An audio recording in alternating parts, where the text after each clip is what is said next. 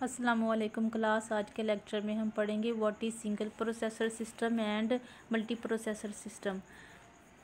तो सबसे पहले हम पढ़ लेते हैं single processor system. Most systems use a single processor. बहुत सारे सिस्टम जो हैं सिंगल प्रोसेसर इस्तेमाल कर रहे हैं और करते हैं। There are different types of single processor systems from PDAs to mainframe systems. जैसा कि आपको कैटेगरीज मालूम है कंप्यूटर साइंस की, जैसे सब फॉर एग्ज़ाम्पल कंप्यूटर की आपको मल्टीपल कैटेगरीज मालूम है कि ये पर्सनल कंप्यूटर्स होते हैं, मेन फ्रेम कंप्यूटर्स होते हैं, सुपर कंप्यूटर्स होते हैं।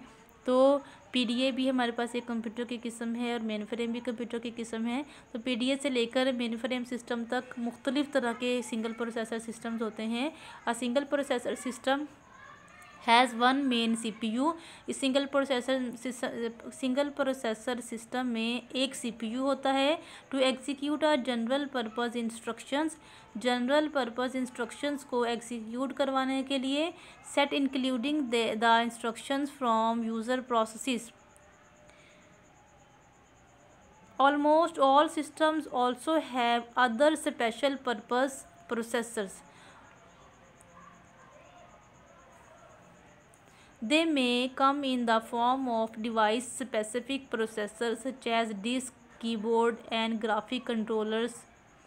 They may come in the form of more general-purpose processors in mainframes such as input-output processors to move data quickly among the system components. The special-purpose processors run a limited instruction set and do not execute user processes.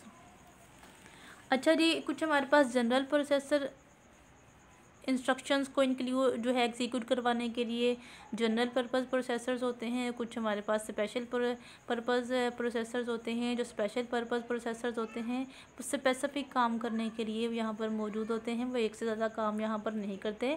Sometimes they are managed by the operating system. Sometimes जो है operating system के through manage किए जाते हैं। The operating system sends them information about the next task and monitors their status.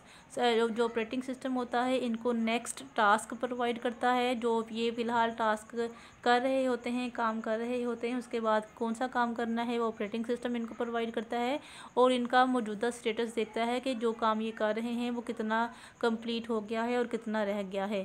For example a disk controller microprocessor receives request from the main CPU and implements its own disk queue and scheduling algorithm.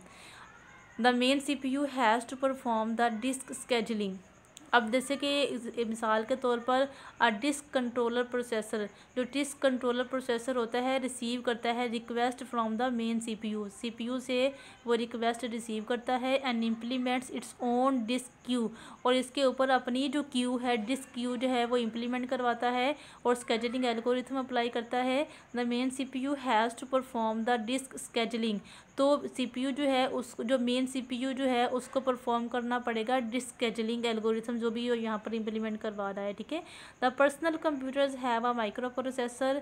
जो personal computers जो है ये इनके microprocessors होते हैं in keyboard to convert keystrokes into codes to send to CPU।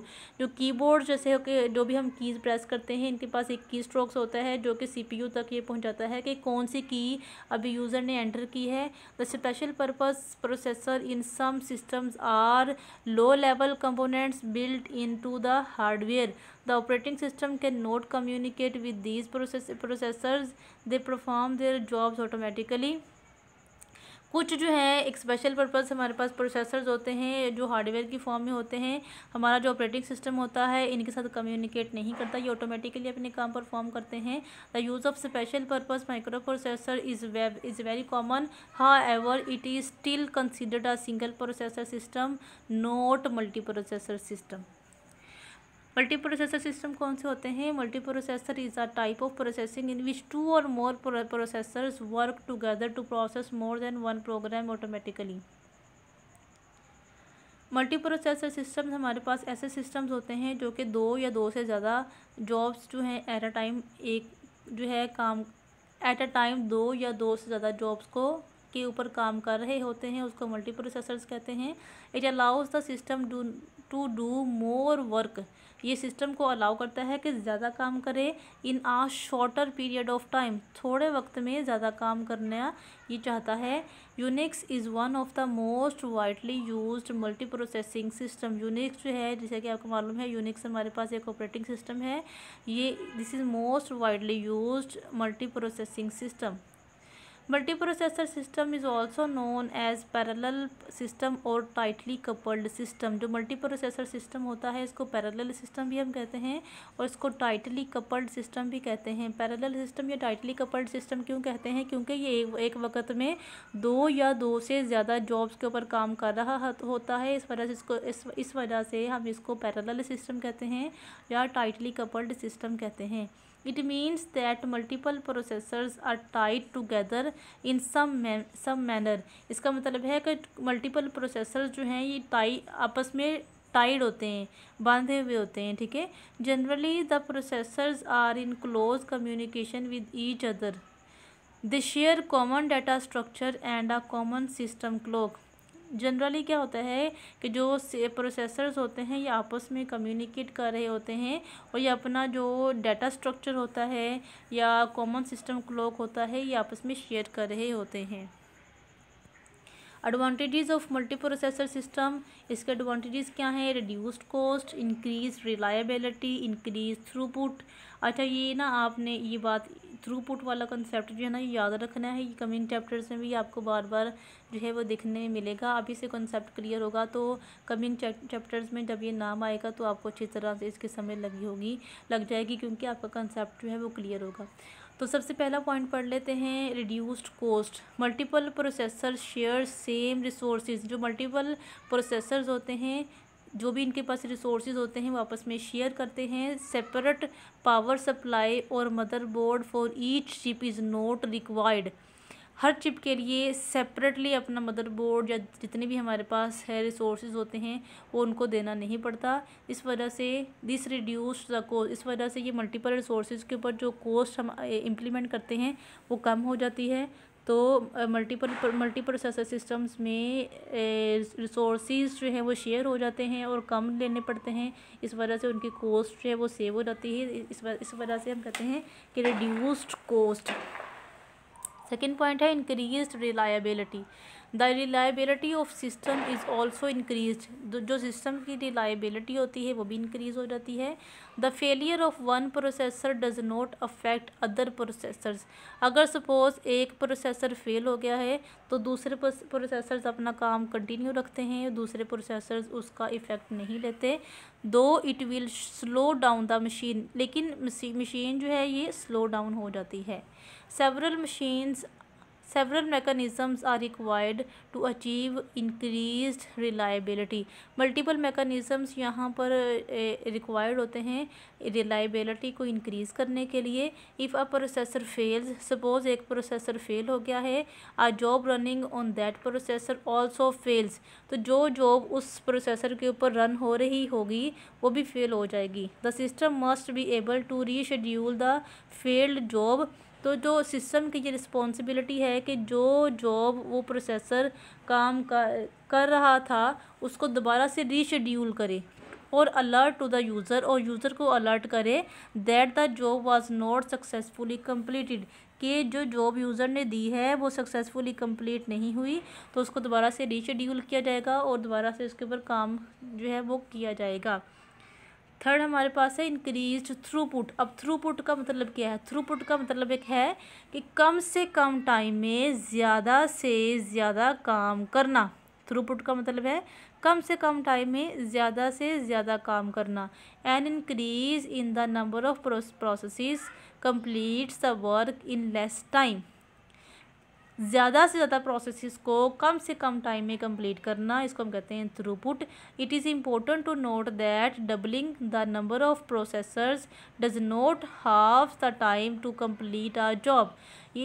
ये आपने ये नोट कर लेना है कि अगर हम प्रोसेसर्स की तादाद डबल कर दें तो इसका मतलब ये हरगिज़ नहीं होता कि वो हाफ़ टाइम में अपना काम जो है वो कंप्लीट करेंगे।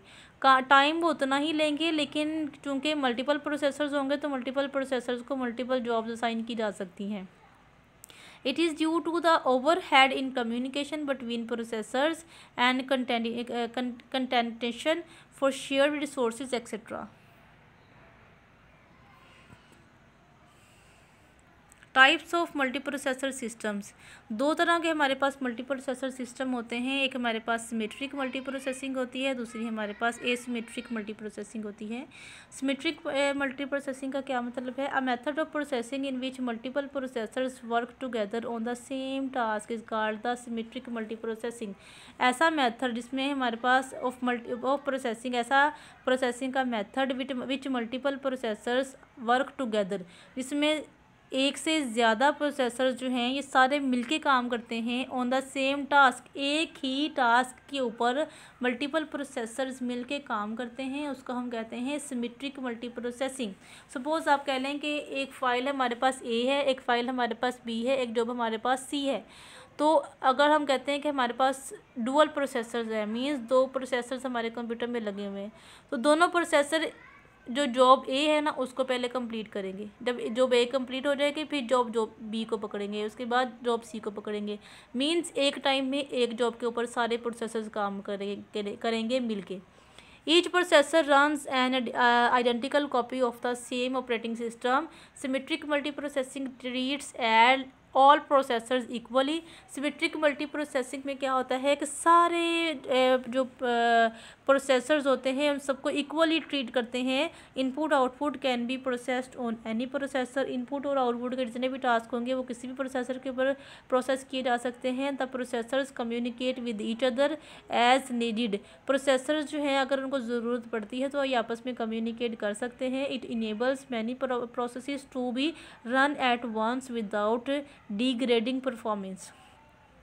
Each CPU is separate and it is possible for the CPU to be idle while another CPU is overloaded.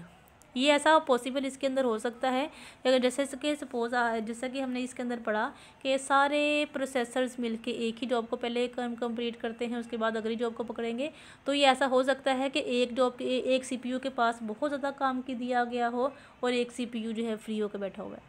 Symmetric processing is easier to implement in operating system. ये operating system में implement करना बहुत आसान है। It is the method mostly used by the operating system that support multiple processors.